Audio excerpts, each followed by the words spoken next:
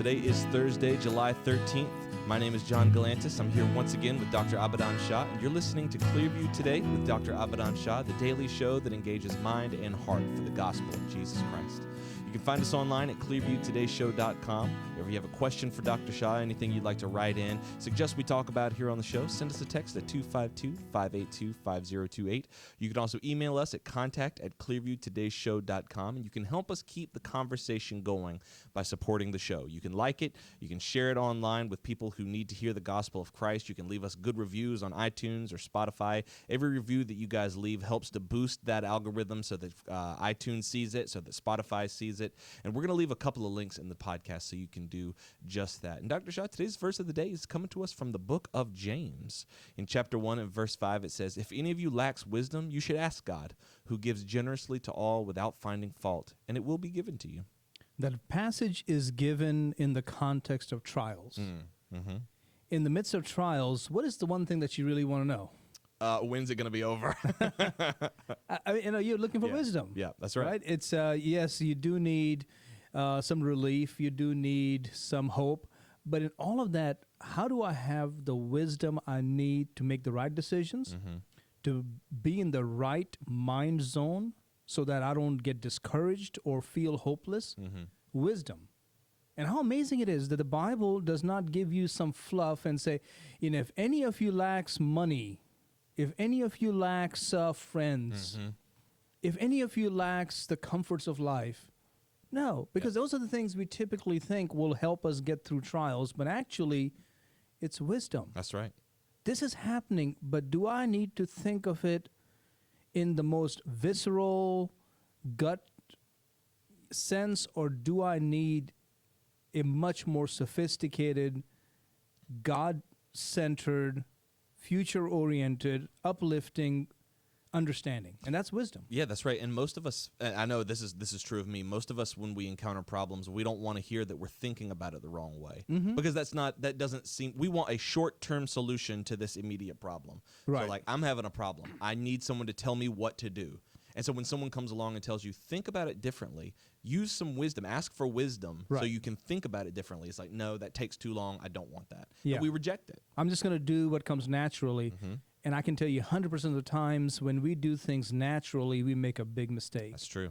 So wisdom, whether it's relationship problems you're facing, whether physical problems, financial problems, spiritual problems, or mental health, whatever you're facing, your greatest need is for wisdom. Of course, you need grace. Of course, you need God's love and mercy and comfort in your life. But listen, all those things are connected to wisdom. And it's funny because, Solomon had all those things that we typically want in life, like money and influence and people, wealth, relationships. And land. Right. He had all those things, but that's not what he asked for. Right. He didn't ask God for all those things. That's right. He asked for wisdom, and then God, through that, he attained all those Yeah. things. Yeah. Well, we're going to start the show in just a moment. We're gonna jump right in because we have a really exciting topic that we want to talk with you guys about today. But if you guys have any questions or suggestions for other topics that we can talk about in the future, send us a text at 252-582-5028, or you can visit us online at clearviewtodayshow.com. We'll be right back.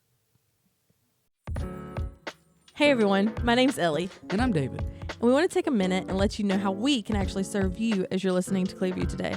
The Bible paints an extraordinary picture of who we are as a church body. The mission of Clearview Church is to lead all people into a life-changing, ever-growing relationship with Jesus Christ. A huge part of leading people is praying for them. A big reason that Christians have unanswered prayers in their life is because they're not praying. 1 John 5:15 says, "And if we know that he hears us, whatever we ask, we know that we have the petitions that we have asked of him." If you're listening to the Clearview Today show, we want to know how we can pray for you as well. There's a number of ways that you can get in touch with us at Clearview and share your prayer requests, but the best way is by texting us at 252-582-5028. You can also send us an email at prayer@clearviewbc.org, or you can download the Clearview app on iTunes or Google Play. On that app, there's a dedicated prayer wall that helps us to get to know what's going on in your life, how we can pray for you, and how we can take any necessary steps to get you moving in the right direction. Thanks for listening. Now let's get back to the show.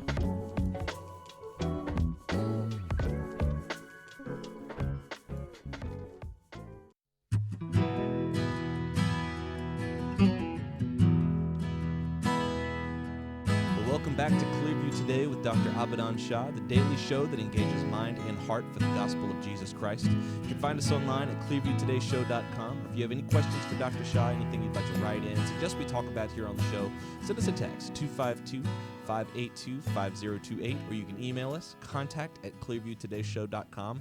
And listen, if today's your first time ever tuning into the show, we want to take a moment and say welcome. Thank you for tuning in, and we want to let you know exactly who it is that's talking to you today. Dr. Abadan Shah is a PhD in New Testament textual criticism, professor at Carolina University, author, full-time pastor, and the host of today's show. You can find all of his work on his website. That's abadanshah.com. You know, Dr. Shah's website is pretty up there. I mean, they don't just give those things out. You know what I mean?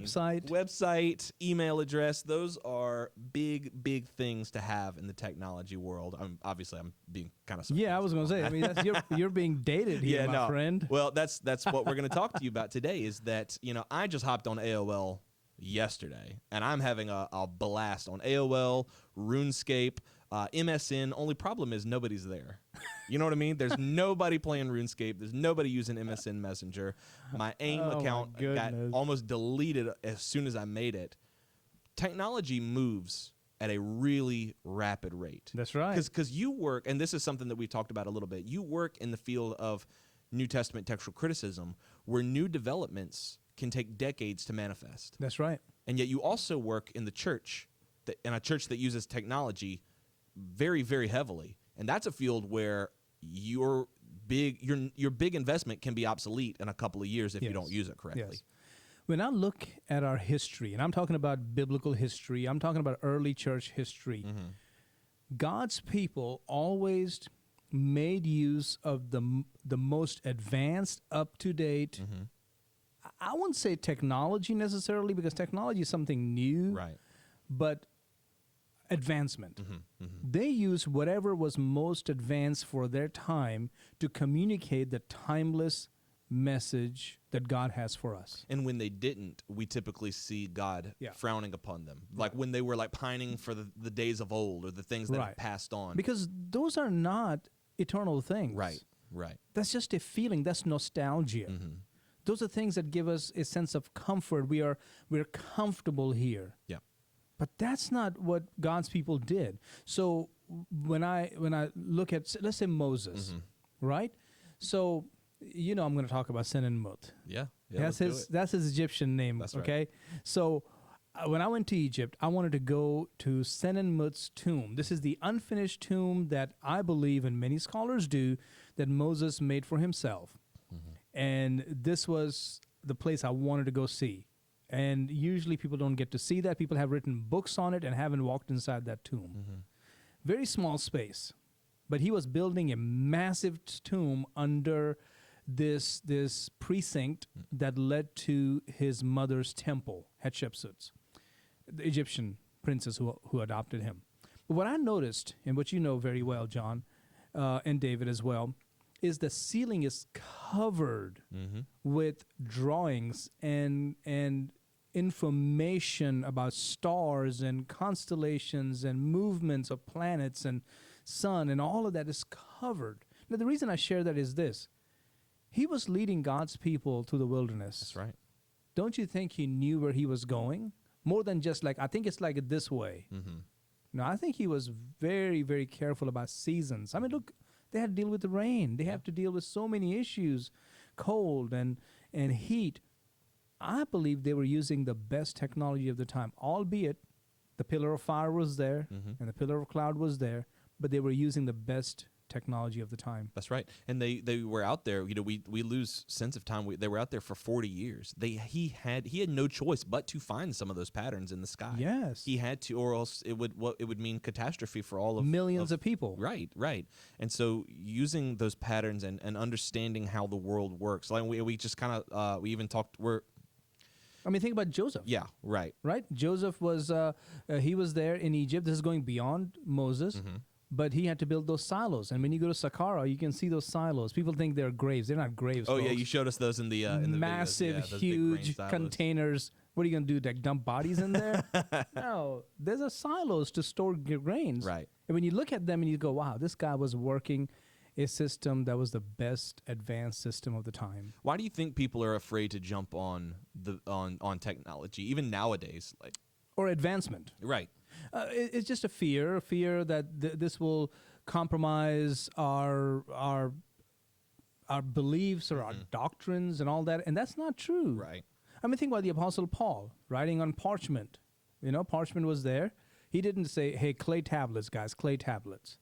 No, he said parchments. How about the early church? We know about something called codex. For those of you who are watching or listening, codex was a new way of writing knowledge. Previously, there were rolls, but codex was when they took these parchments, goat skins, cut them up into these rectangular pieces, and they were made into a book form. Our book form, many scholars, I'm not sure, I think it was always there, right? Yep. But our book form, like we have it today, okay, this was made popular by Christians. Because when you examine writings from the time period, lot more Bible was written like this. I'm talking about the New Testament than in scrolls. Which means what? They wanted people to do this so they can quickly get to references. Yep. So they can do cross-referencing. So they can go, in the Old Testament in this passage. Can't do that with a scroll. So they were using the most advanced invention of their time. And then printing press. Right. And then computers. All these things should...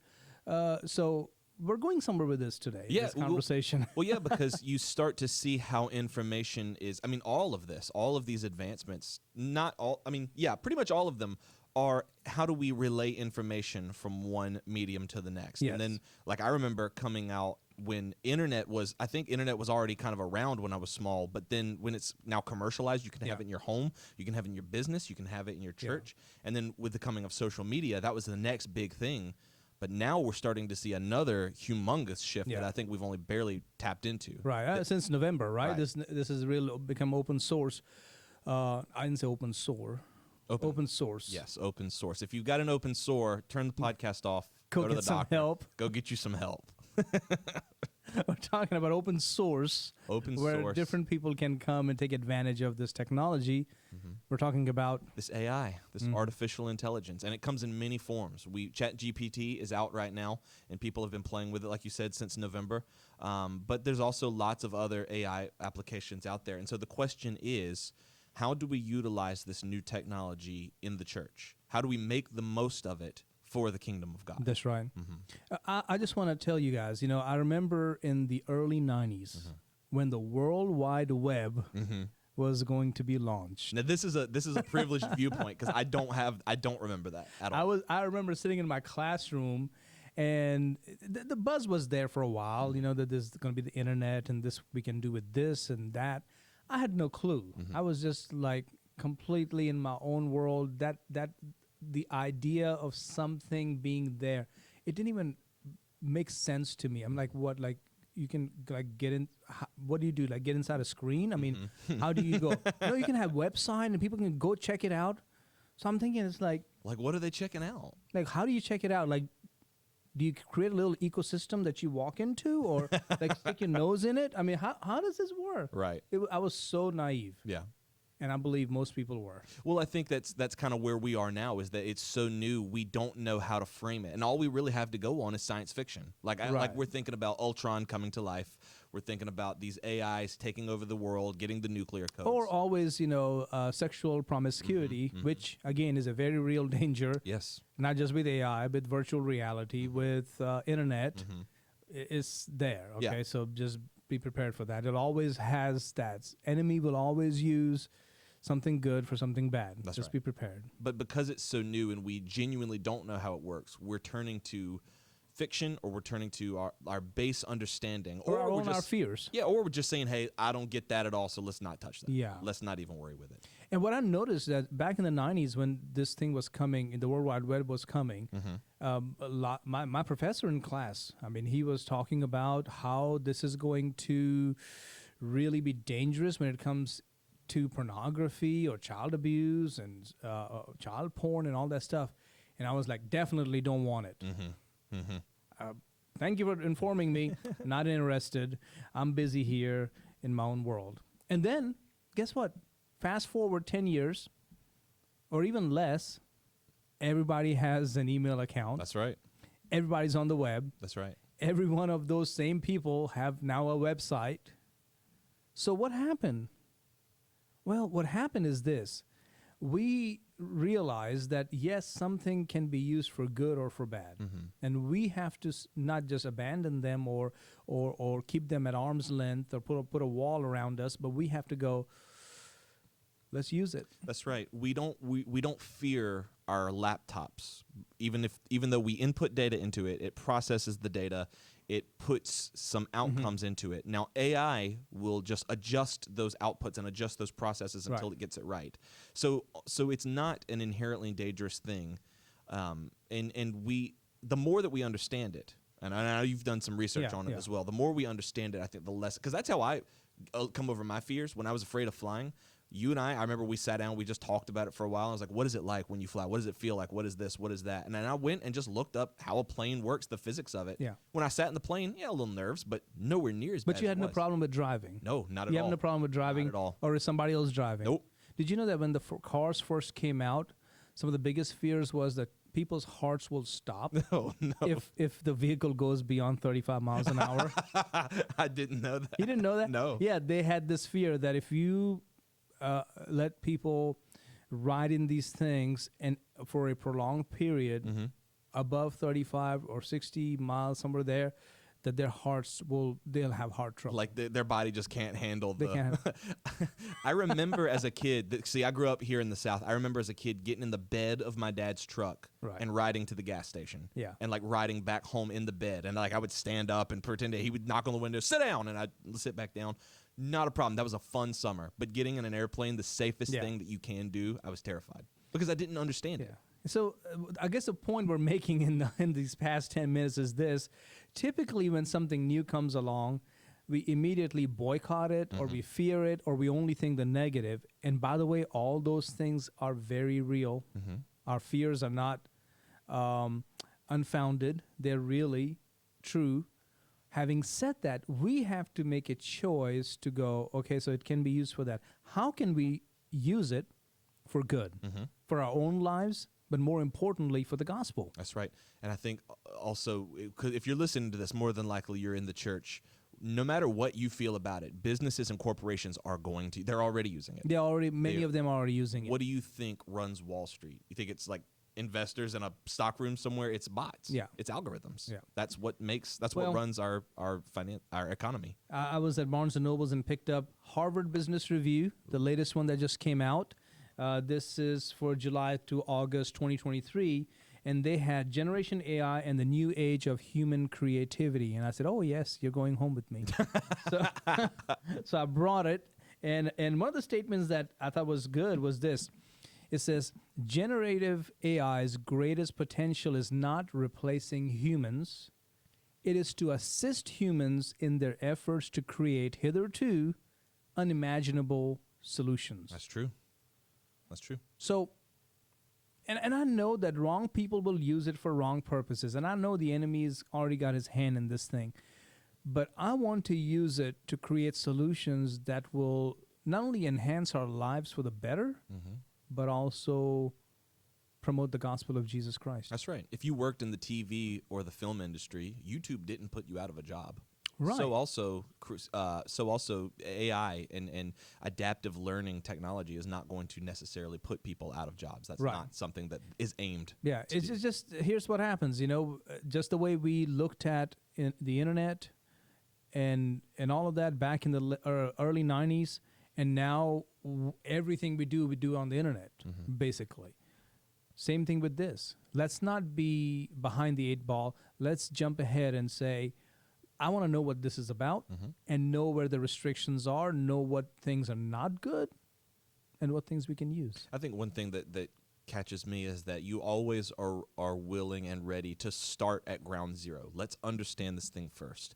When we take AI and we introduce it into the church, we're not trying to write sermons and replace all of the people who are on the stage. What we're trying to do is process our workflows to remove redundant tasks off our employees' plates so that we can do better, bigger and better things. Absolutely. And let's start I there. couldn't say any better. Yeah, and once we understand it, now we start to take things to the next level. Right. Yeah. Right. Well, just for the benefit of those who are still sitting there going, what is AI? Yeah.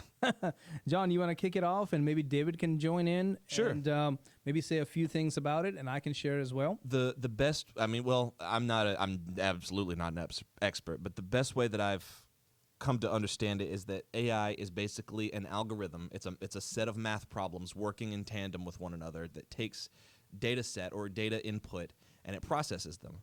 And so it can manipulate them. It can quote unquote learn with all of these inputs. And so it tries to output a solution, and if it doesn't work, it'll assess why it didn't work, and then it will alter its output until it works. And it does this about 3 or 4 billion times per second. And It's super, super, super fast. it's very, very fast. Your mind can't comprehend how fast it works. And there are different programs out there. I have membership to at least 5 or 6 of them.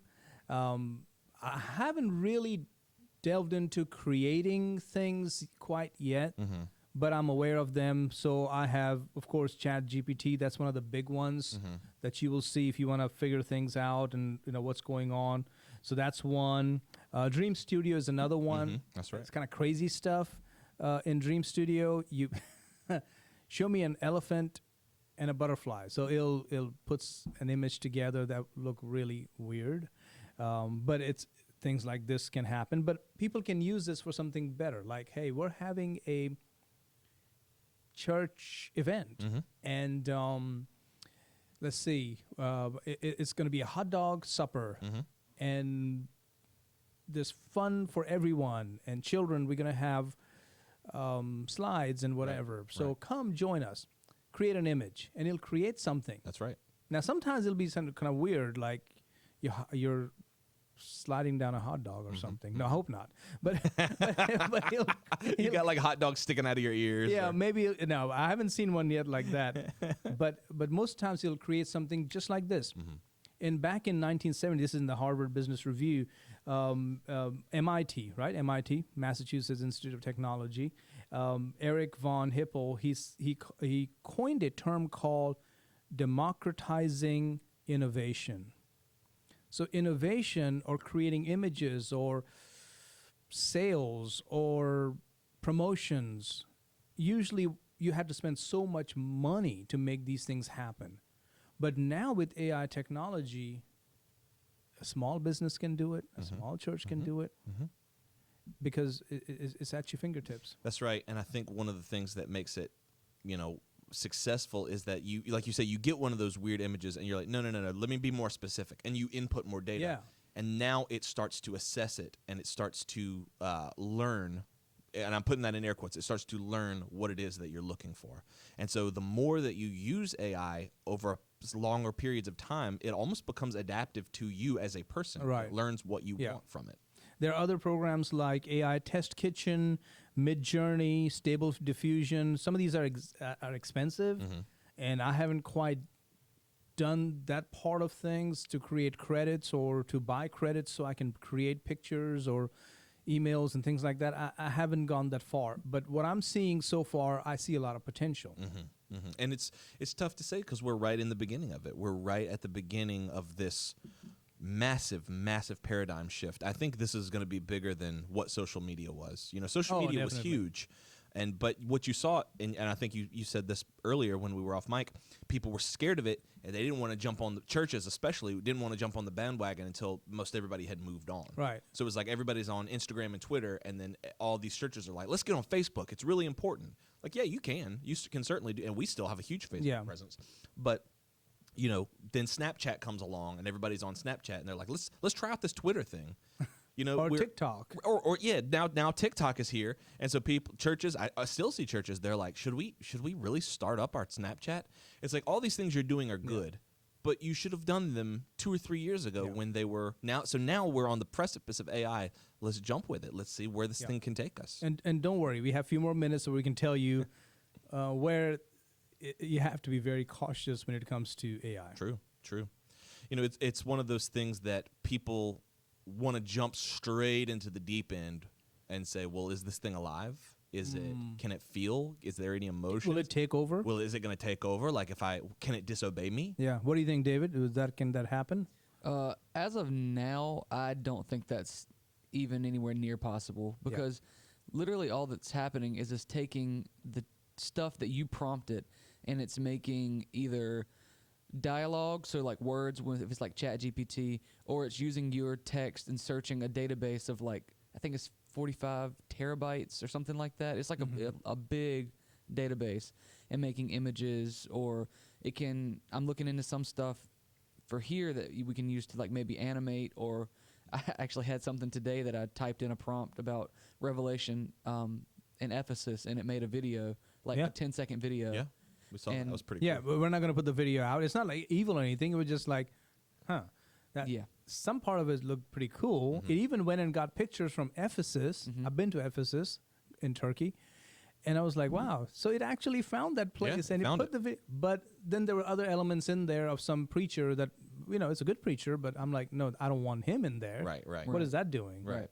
So as of now, no, it's not something that we have to really be concerned about, at least in my opinion. And it's something that can be more used as a tool, or something that you can use as a jumping off point, because like with that video that I saw, it was 10 seconds long, but I was like, hey, that actually has some pretty cool elements, some things that could be copied.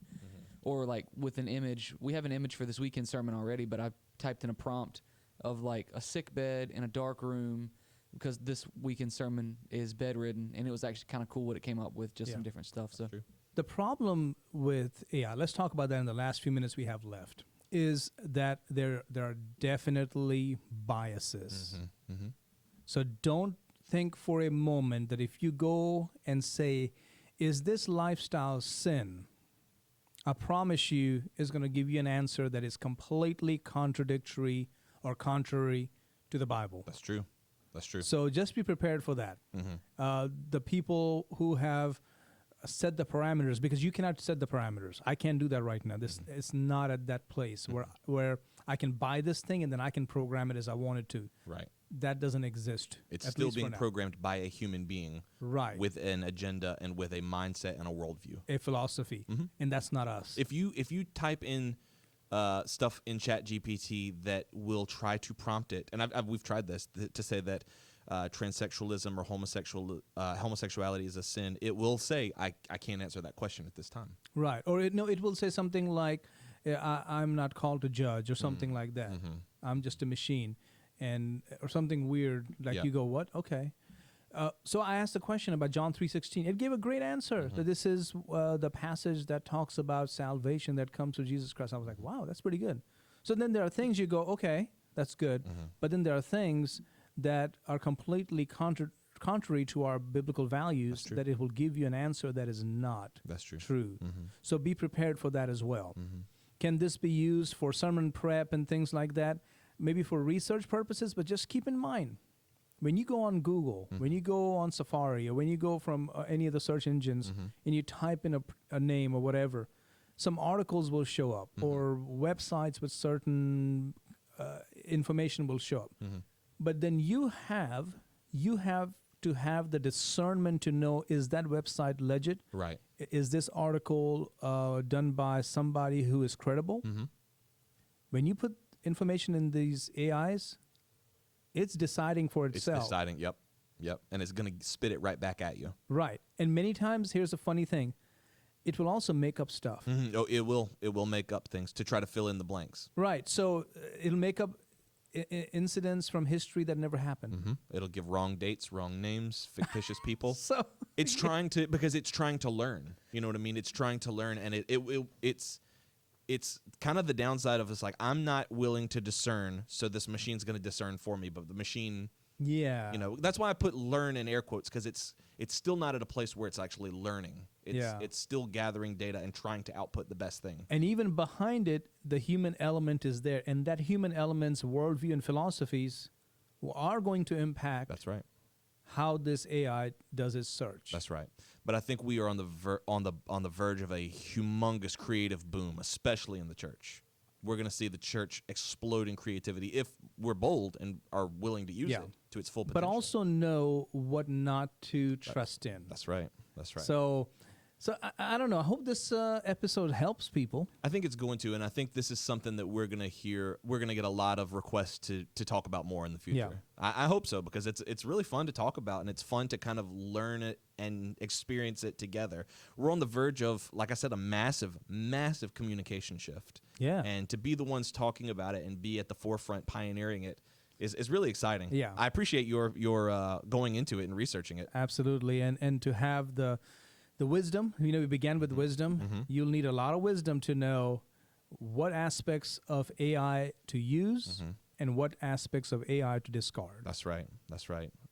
Incredibly important going forward. If you guys enjoyed today's topic or you have suggestions for future topics, let us know by sending us a text at 252-582-5028. You never know, a bot may just be there to receive it.